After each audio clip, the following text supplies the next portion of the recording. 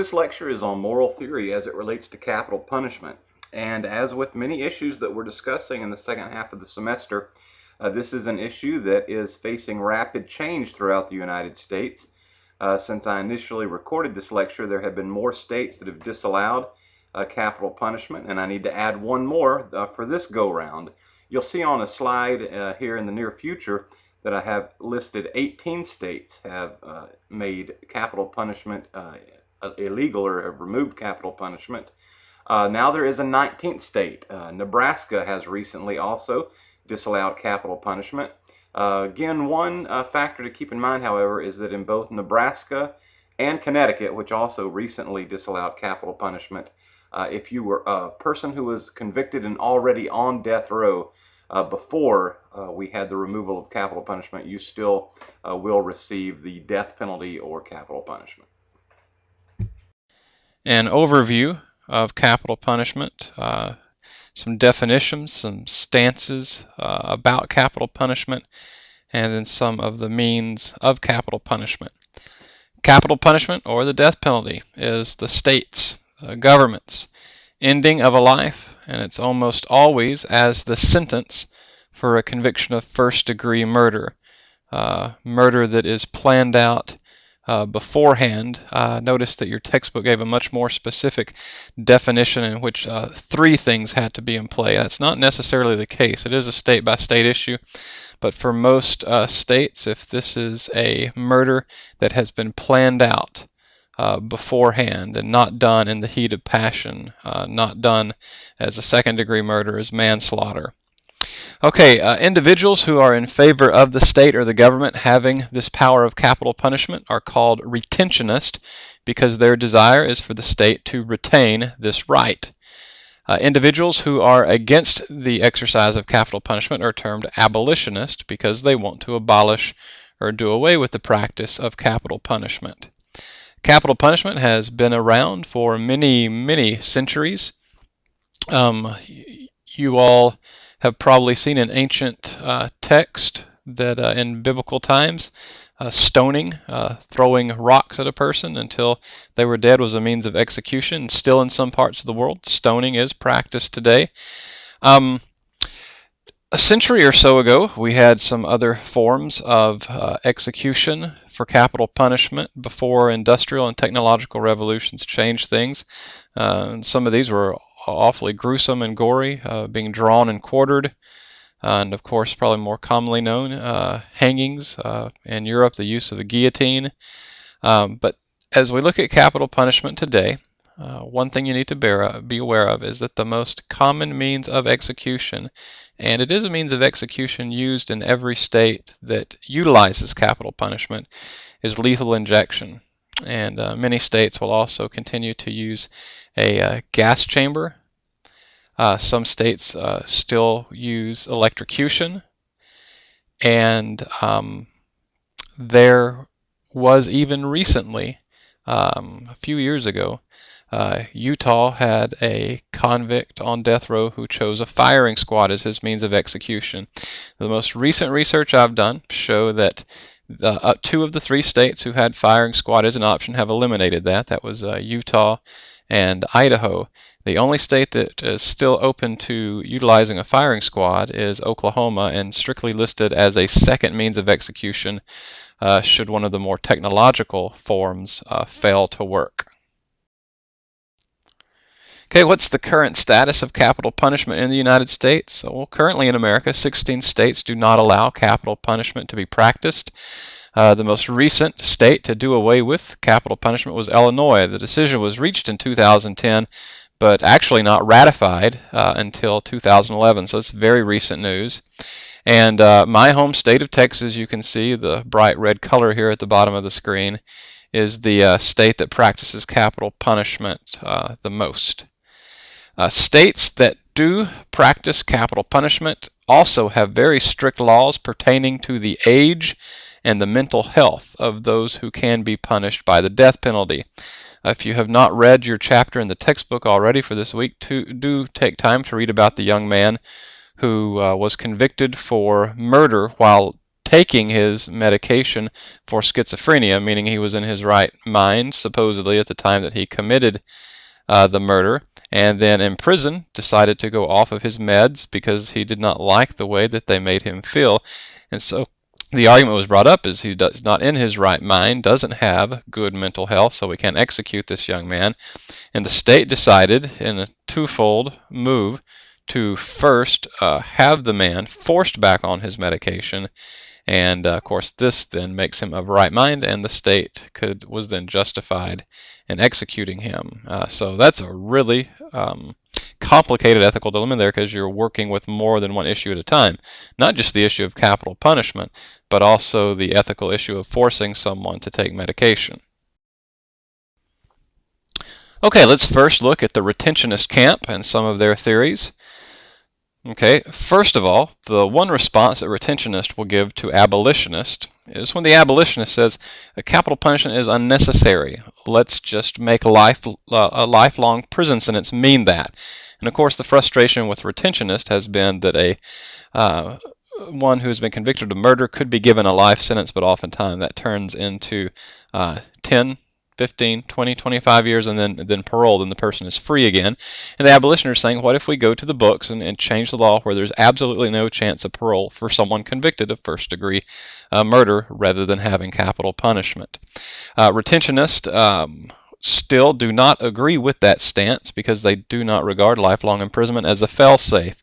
The prisoner would still possibly have access to other prisoners and guards where he could once again commit murder.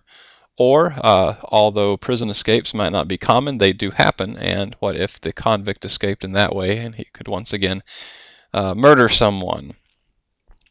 Also, when it comes to the issue of punishment, what is the purpose of punishment? That's going to be important along consequentialist, non-consequentialist lines, a more Kantian thinker or whether you're a more utilitarian thinker.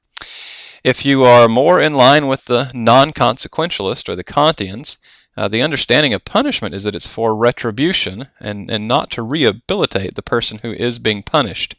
The idea being that the person has done something wrong against someone else, and therefore retribution must be enacted as what would bring justice back to balance the scales. And here's where I mentioned, if you've already taken your quiz, to you that I need to make a correction. Your author is not quite accurate on the way he defines lex talionis. He defines lex talionis as this allowance for retribution, that if someone takes out your eye, you take out their eye. It's a Hebrew Bible, Old Testament law. Actually, when we look at lex talionis, yes, the part where your author is accurate, it does allow you to inflict the same harm or to take the same measure that was taken against you, but lex talionis was actually implemented to limit your retaliation to simply taking what was taken from you. In other words, this is what your author did not bring up. If someone were to take out your eye and you become very angry and you decide to kill them, lex talionis says, no, we limit how much you can retaliate. And so when it comes to a more Kantian, non-consequentialist approach, we're looking at that concept of lex talionis. We're looking at retribution as, in a sense, this is what brings the metaphorical scale back into balance. This is what brings us back into the balance that is justice. Now, if we move away from a Kantian or non-consequentialist approach and look at some utilitarian arguments, you will see that their focus is on the fact that capital punishment can become a deterrent to other individuals deciding to murder or commit terribly violent crimes.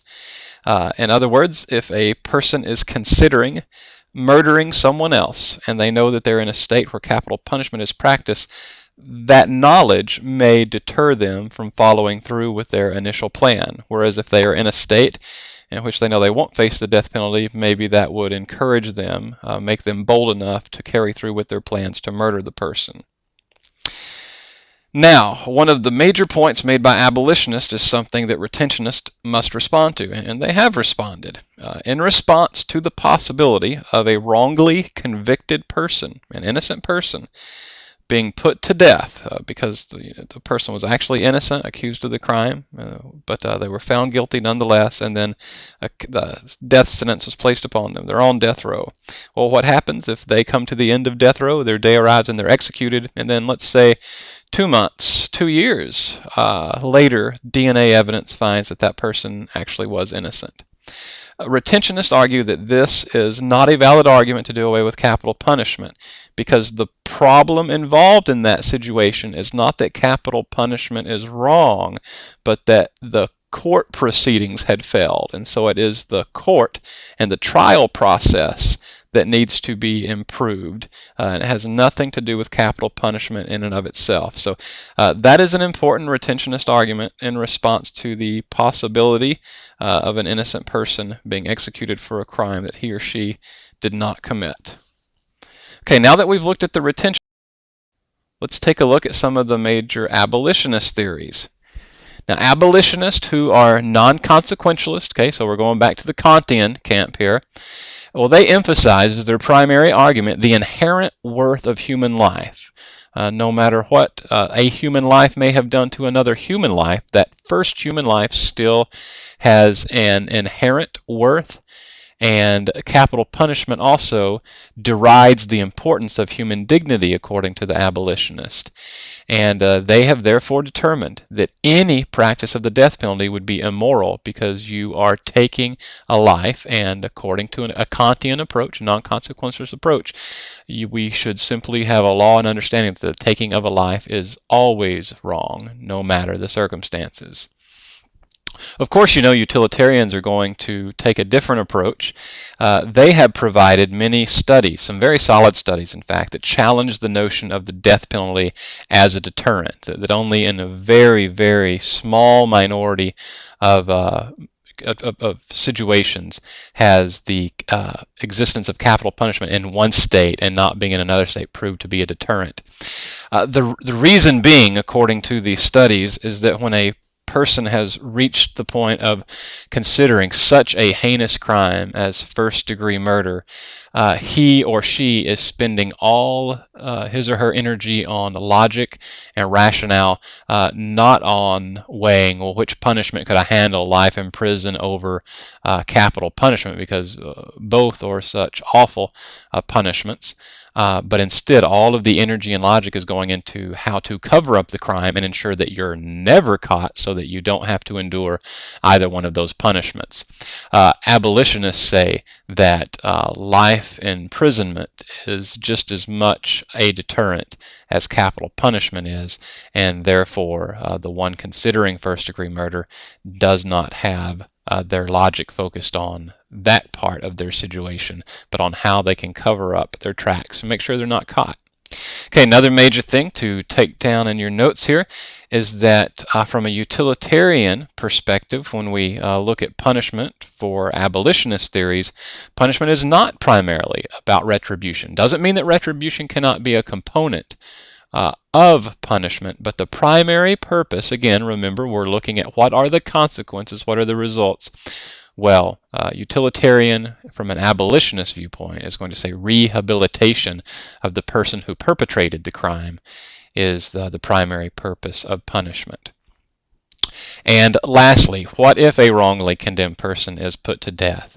According to abolitionists, an irrevocable wrong has been committed because, of course, nothing can be done to make up for taking a life that was innocent. And therefore, the state, who is the one that took this life, has an ethical standing that is irrevocably damaged. Okay, because there is no sort of recompense that will be valid. There's no sort of payback to the family and loved ones of the innocent one who might be taken by capital punishment. Then this makes capital punishment such a dangerous practice that the abolitionist says it must be eliminated. Okay, so you got to hear a few retentionist theories, a few abolitionist theories. I wouldn't be surprised if at least a handful of you are going to tackle this issue in your moral reasoning paper. If you do, let me know if you have any questions.